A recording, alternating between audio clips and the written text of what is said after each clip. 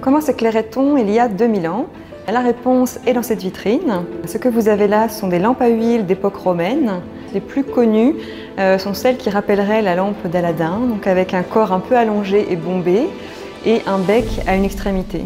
Ce sont des objets de la vie quotidienne. On remarque que celles-ci sont en bronze, ce qui en fait finalement des objets de luxe, certainement réservés à l'éclairage de riches demeures ou peut-être pour des rites particuliers.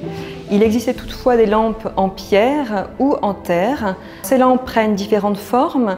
On en trouve avec des anses pour pouvoir mieux les tenir, se déplacer avec.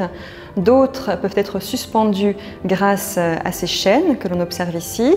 Pour ce qui est des décors, ils sont eux aussi variés et vont dépendre finalement de l'origine et de l'époque de l'objet.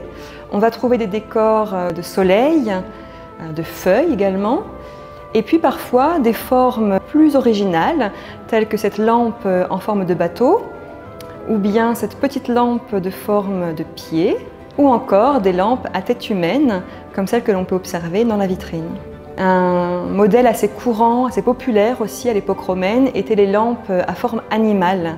On peut voir ici une panthère couchée ou encore un coq suspendu. Comment ça fonctionne ces lampes à huile? Eh bien c'est assez simple.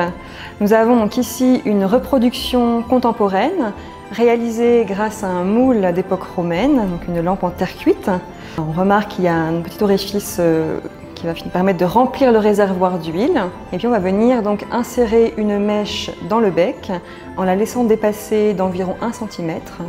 Et enfin, on allume cette lampe.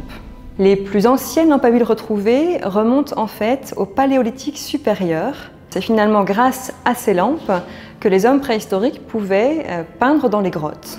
Bien qu'utilitaire, la lampe à huile est aussi chargée d'une forte valeur symbolique, tout comme d'ailleurs toutes les sources de lumière, puisque la quête de lumière, d'éclairage est restée pour l'humanité quelque chose de très important.